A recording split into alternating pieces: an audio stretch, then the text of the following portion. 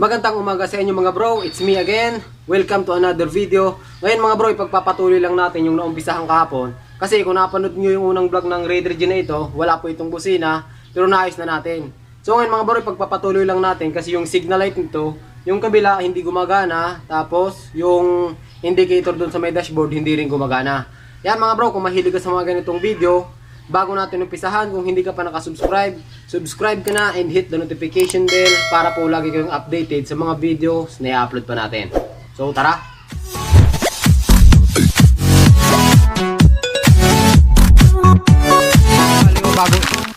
Yan mga bro, bago natin umpisahan, ipapakita ko sa inyo mga problema nito. So i-on muna natin. Ngayon, pag signal light nyo siya, kung nakita nyo, mayroon siyang indicator, tapos yung signal light niya, okay yan. Yung sa ibig sabihin, yun sa right niya, okay. Pati dito, okay mga bro. Tapos, pag sa left naman, pag nilagay nyo sa left, kung nakikita nyo yung indicator niya, wala yan. Walang ilaw. Tapos, yung sa unahan niya, mayroong signal light. Tapos sa likod, wala rin yan mga bro. So, ayan. So, yan ang ito-troubleshoot natin mga bro. Kung ganito ang problema ng motor nyo, so abangan nyo kung ano mga gagawin natin para maayos nyo yung inyong mga motor. Siyempre mga bro, una gawin natin dyan. So tanggalin muna natin yung headlight nya. Kuha lang kayo ng 10mm na sakit.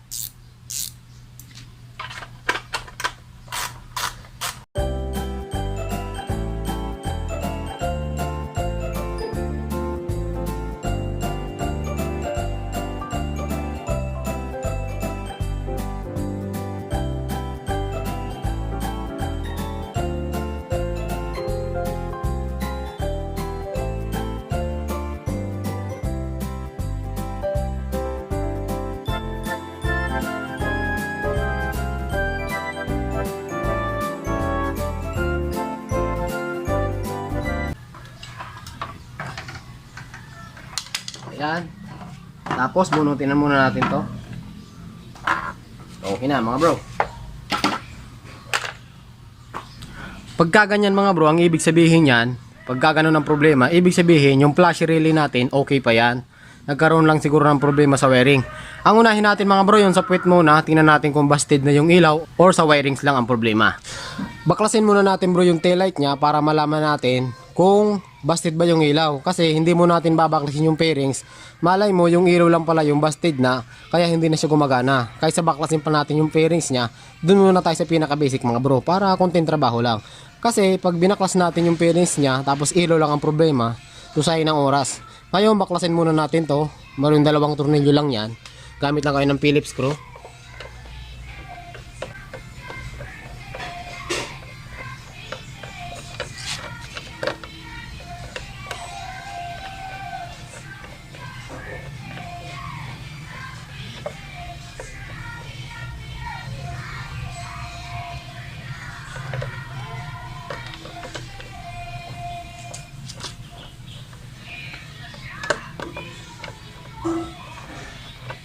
So ayan mga bro, pag natanggal nyo yung tornilyo, pwede nyo nang hugutin yan. Ayan. So, ngayon ang gawin natin dyan, kuha tayo ng extra signal light. Palitan muna natin tong ilaw nya kasi baka ito yung problema nya. Ngayon mga bro, ito yung pampalit natin. Bunutin muna natin to. Ay, saglit lang. Check ko lang kung alin talaga dyan yung walang ilaw. Yun, mayroon. Ibig sabihin, itong isa. So ito mga bro, binubunot lang yan. Bunutin muna natin. Nadulas lang. So ayan, nabunot na. Ngayon palitan natin. Signal light natin. So ayan, wala talaga. Ibig sabihin, baka wiring tsaka dun sa unahan. So dun mo naman tayo mag-focus sa unahan mga bro. Ibig sabihin, wala dito sa ilaw. Yan mga bro, dito naman tayo mag-focus. Kung nakikita nyo mga bro, papaliwanag ko sa inyo. Kung nakikita nyo to, yung kahapon, di ba, inayos natin yung handle switch nito, inayos na rin natin yan. Kung nakikita nyo, meron tayo dito black, light blue, at saka light green. So, ayan mga bro. Ngayon, ang galing hazard dyan is itong light blue. So, tatry natin. O natin para makita nyo. Itong light blue mga bro, laging mayroon yan. Ayan. Kahit mag-signal light kayo dyan, left, right, hindi na mamatayan. Excuse me. So, ayan mga bro Ngayon, pag nag-signal light tayo sa left, so hanapin natin, right pala, yun, naka-right yan, hanapin natin, wala dito. Ito nga sabi ko yung light blue, ito yung galing hazard, laging mayroon yan, ayan. Tapos itong light green, yun, ibig sabihin, ito yung right mga bro. Ngayon, pag pinatay ko, mamamatay yan, pag nag-left tayo, ito yan, ito naman yan. So ibig sabihin, ang left, itong black, ang right, itong light green. Ngayon mga bro, dapat ito, mayroon din dito yan para mag-ilaw yung indicator natin. Ibig sabihin, itong light green, pag nag-right ka, dapat mayroon din ditong papasok na galing hazard para naman dun sa indicator. So, hahanapin natin. Hop, naka-right yan. So, maghanap tayo isa-isa. So, ibig sabihin, mayroon tayo itong light green mga bro. Ibig sabihin, ito yung right. Possible niyan mga bro, ito yung itim. Ibig sabihin, yun naman, ito yung left. So, tatry natin mag-left. So, ayan, nasa left. Yan. Ang problema natin is, wala ito. Ito ang wala. Ayan, dapat mayroon kasi mga bro. Ito mo, try natin. Itong black, mayroon din. Ibig sabihin, okay tayo dito, galing ng handle switch. Pagdating doon, papunta ng papasok. Ang ibig sabihin yan mga bro, itong galing dito, bumaybay yung wire dyan. Pagbaybay niya, hindi siya nakarating dito, putol siya. Kaya walang ilaw yung indicator or yung gauge natin. At yan mga bro, ang galing gauge, kadugtong na yan yun sa likod. Possible, pag nasupply na natin to, magkakaroon din yun sa likod. Ngayon, itatry natin yan, sinasabi ko sa inyo. Para malaman natin, i-actual natin. Ang gawin natin dyan mga bro, kumuha ka ng wire, yung galing left, pagdugtungin nyo siya dito. Ayan mga bro, kung nakikita nyo, nabalatan ko na yan, para sigurado tayo. So balatan natin ng konti, para malaman nyo.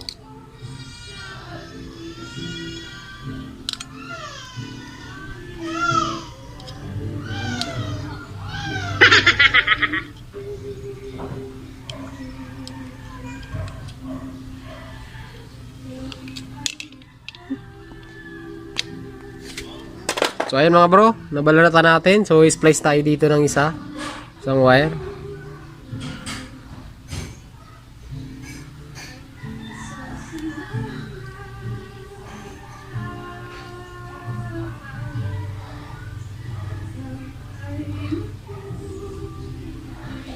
So ayan, okay na mga bro.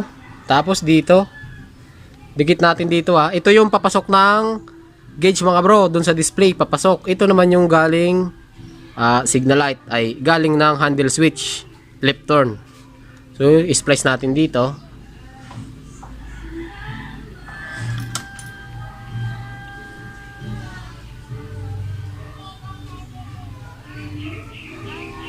Ayan.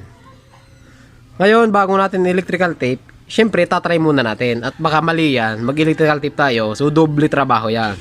So, ayan, try natin. I-on muna natin. So, naka-on na. So, try tayo mag-signal light sa right. Kung sa right nakikita nyo, mayroong indicator na lumalabas. So, tingnan natin sa likod. Yun, okay siya. O, nakita nyo, umiilaw yung signal light niya mga bro. So, try natin sa left. Ayan mga bro. So, sa left, mayroon na rin siya. Sana mayroon din sa likod. Tingnan natin. So, ayan mga bro, okay na tayo. Mayroon na tayong right, mayroon na tayong left. Kung nakikita nyo, solve ang problema natin. Patayin natin. Left ay right. Right yan, naka-right. Patay. Left. So, ayan mga bro, ganun lang. Ngayon, electrical tape na natin yon. Ang problema dyan, wala tayong electrical tape. Ubus na. Wala, malang pinadala si pareng Alba na electrical tape.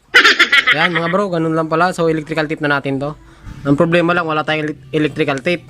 Nabusan tayo ng electrical tape. Ngayon, dito muna tayo kukuha. Temporary lang mga bro ha. Kasi may pasok pa ako eh. Anong oras na? Alas 8 na. So, dito muna tayo kukuha. Pwede na yan. Temporary lang. Balitan mo na lang to paring Alba. Electrical tape muna natin. Kasi baka madumikit ito sa ground mga bro. Magkaroon ng problema.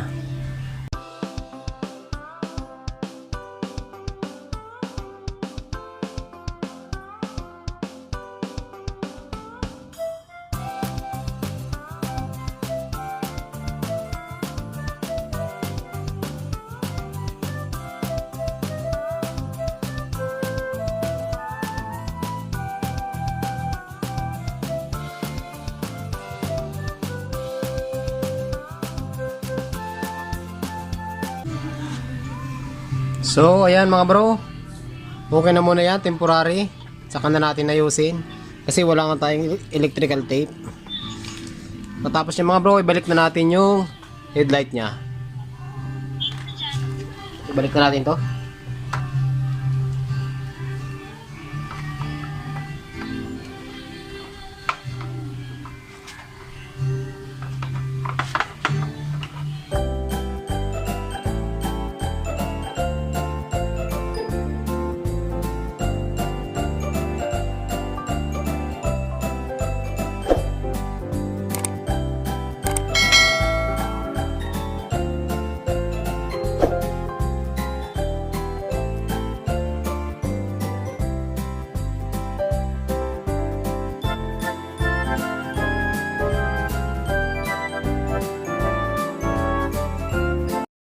Tapos ibalik na natin mga bro yung taillight nya.